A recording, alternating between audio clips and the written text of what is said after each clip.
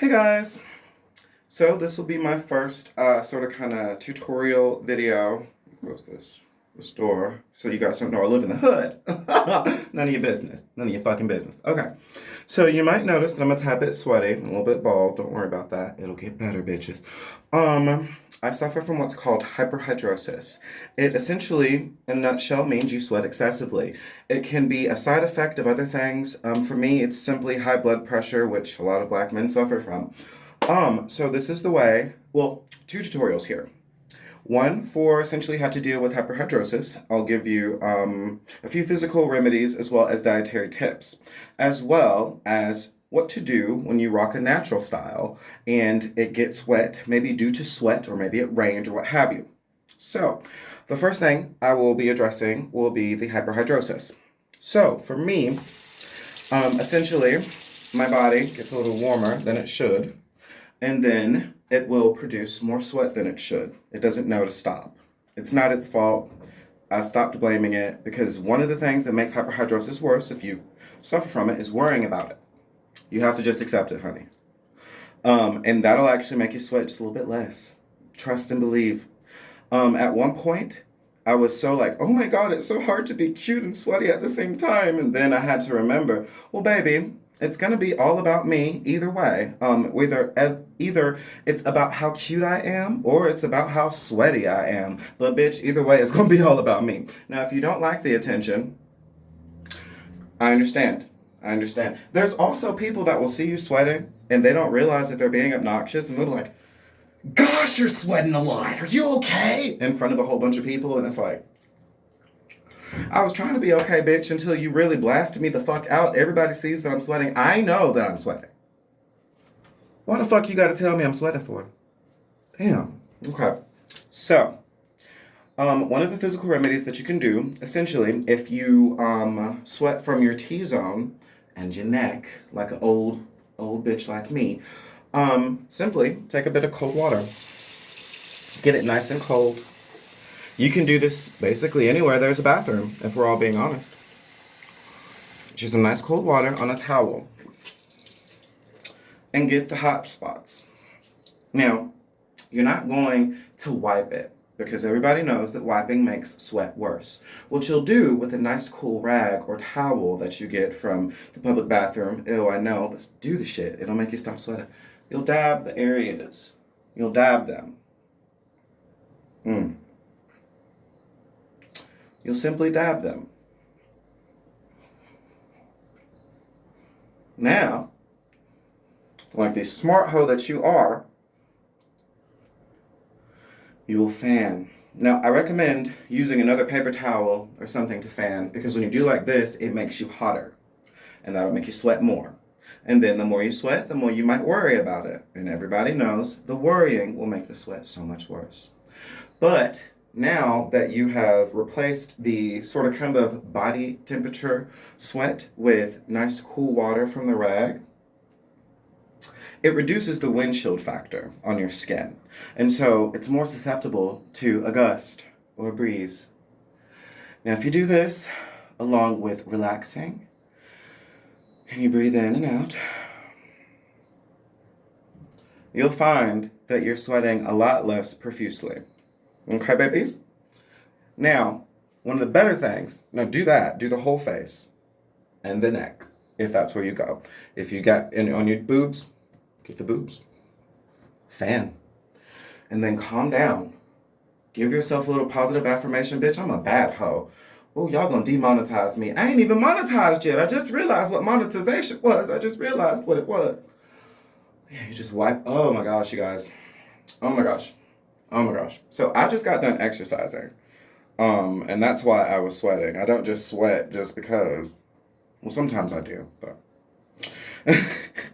and, so, and you'll just do her like this, honey.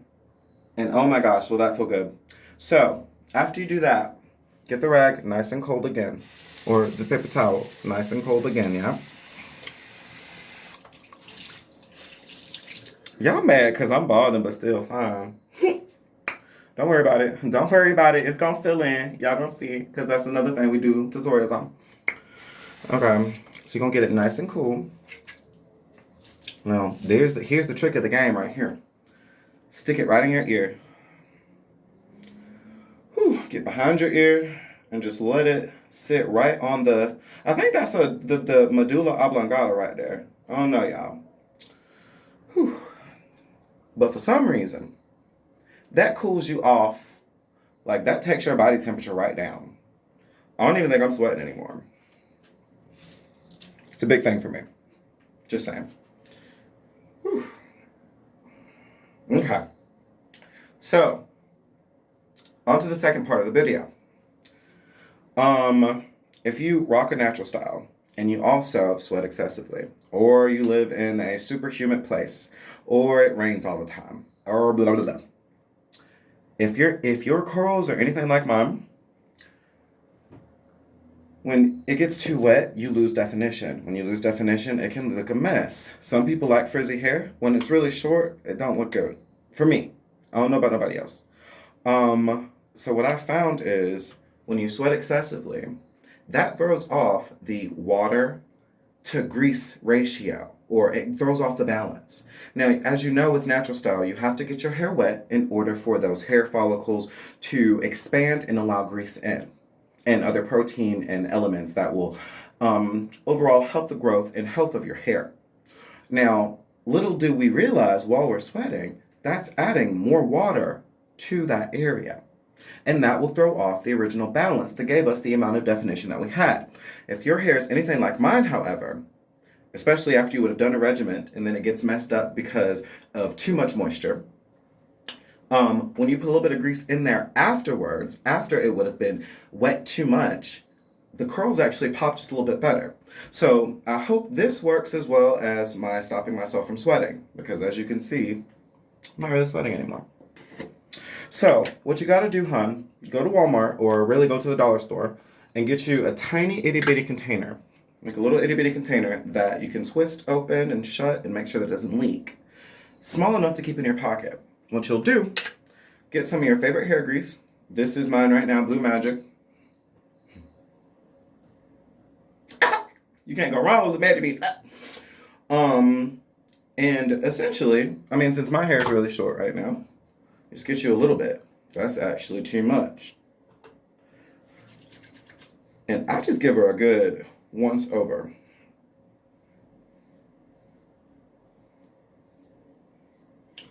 And you see? You see how she waved on up for me? And then once that sort of kind of dries off for you, in my opinion, that's restored.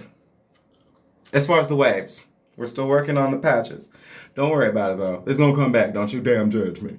And if you did, I wouldn't care because, as you can see in like my first video, I don't really care about hateful comments. Say what you gotta say, baby. Because the thing is, with depression, you say those things to yourself. But see, the most important part about being depressed, because it's fine to be sad, y'all. It's fine to be sad. You just gotta pick yourself back up. So whenever I get real down, I'll give myself 2 or 3 days to be real sad. And then it's time to pick it back up, baby. It's time to pick it back up. Because we still have a life to live.